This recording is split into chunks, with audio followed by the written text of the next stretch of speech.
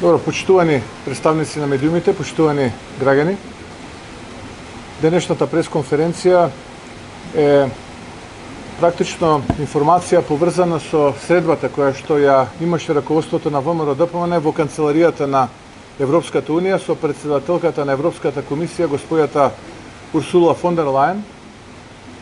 И ценам дека врз основа на таа средба треба јавноста да биде запознаена со ставовите кои што ВМРО-ДПМН ги изнесе на таа средба, се поврзани со говорот на претседателката на Европската комисија во македонскиот парламент и обраќањето кон македонската јавност, бидејќи таму немаше можност за дебата, имавме билатерална средба и на истата беа презентирани позициите на ВМРО-ДПМН.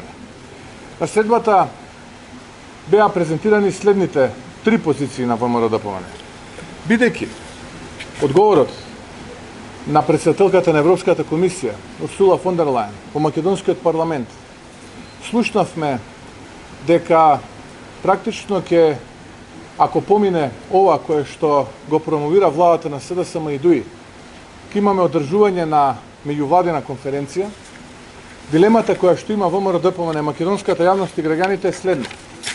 Во членот 11 од документот наречен EU Common Position или заеднички став на Европската унија, јасно стои дека Македонија нема да ги почне преговорите се додека, повторувам, се додека не биде променет уставот.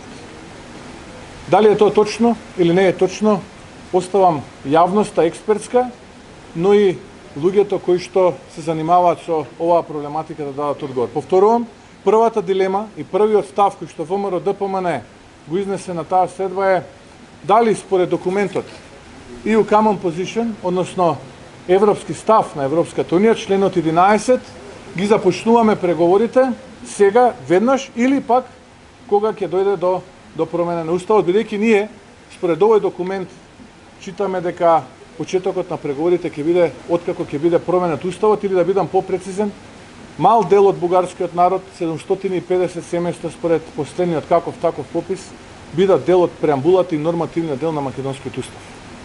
Втората дилема која што имаме и второто прашање, бидејќи се спомена во говорот дека нема да зборуваме за историјата, но членот 14 од истиот документ тоа не го говори.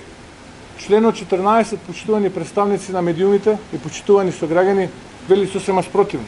А тоа е дека деновиве ќе биде потпишан документ кој што се нарекува протокол, а во тој документ кој што се нарекува протокол ќе се зборува за се, само нема да се зборува за владење на право, борба против криминал и корупција, подобра економија, поквалитетно здравство, покомпетитивно образование.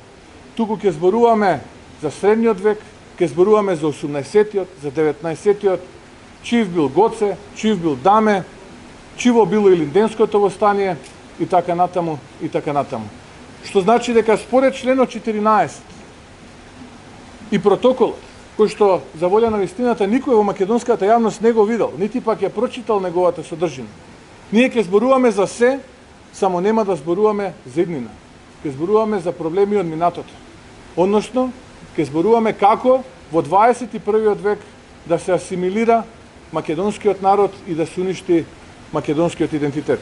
И овој член 14 од документот наречен заеднички став на Европската унија е поврзан со генералните позиции на Европската унија или General EU Positions, членот 5, каде што покрај, за прв пат, повторувам, покрај Копенхагенските критериуми и критериумите дефинирани со договорот за стабилизација и асоциација само за Македонија, за ниту една земја членка од овие 27, ниту пак за Албанија, не се поставуваат билатералните прашања како критериум. Тука јасно стои дека се потребни годишни извештаи и мерки за ефективна имплементација на договореното според членот 12 од договорот за добрососедство, а поврзани со протоколот кој што никој жив во Македонија не го видел. Што значи дека не е точно дека нема да зборуваме за историја. Ние ќе зборуваме за се, само нема да зборуваме за тоа кое што е важно за граѓаните, а тоа е поквалитетен живот.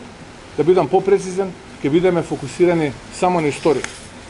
И третото прашање, за кое што имам исто така дилема, а и позициите на ВМРО ДПМН се такви и имаат дилема, е во ведната изјава.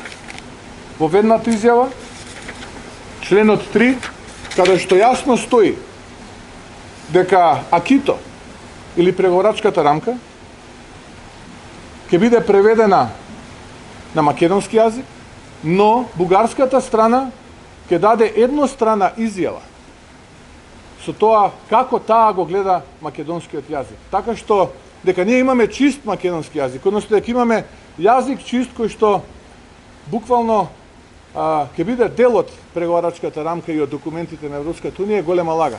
Еве го, членот 3 јасно стои дека ќе имаме практично унилатерална изјава од страна на нашиот источен сосед дека македонскиот јазик е најверојатно некоја си верзија на бугарскиот јазик.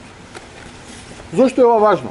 Ова пред мене, поштувани представници на медиумите и поштувани граѓани, е документ од третата конференција на Обединетите нации од 1977 година и се однесува на стандардизација на светските јазици, одржана во Атина пред точно 45 години, каде што јасно стои разликата помеѓу бугарскиот јазик и македонскиот јазик со македонското кирилско писмо. И ова го покажав на следбата. Ова се документи од гробовите на децата од Ваташа, на младинците од Ваташа. Ова ли го прават администратори? Ова се тие луѓе.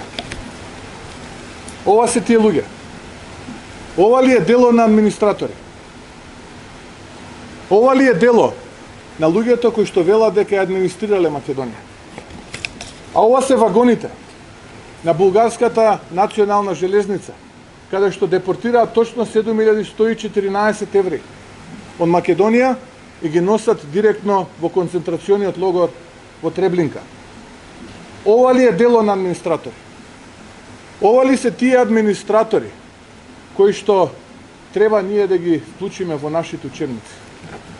А ова е младинката Вера Циривири Трена, која што овие администратори утепаа затоа што се бореше против фашистите во Втората светска војна. Некој сака да избрише дека македонскиот народ бил на секогаш на вистинската страна на историјата и се борел против тие кои што биле на погрешната страна на историјата. Ете, тоа се дилемите кои што јас и ВМРО ДПМН ги имаме, а за жал, овие корумпирани политичари во владата, подпомогнати од други корумпирани политичари, ги немаат и го распродаваат тоа кое што со крв и со живот некој го плаќа. Ви благодарам. Кој имате други прашања, оставам на располагање. Нема да коментирам тоа што го кажа председателката на Европската комисија. Предпоставувам можете за став да се обратите до канцеларијата на Европската унија. Ќе се приклучите на протестите денес? Се приклучиме, ќе видам таму цел ден. Пред планево не бев поради оправдани причини. Ако немате други прашања, да се заблагодарам. Имајте убав ден.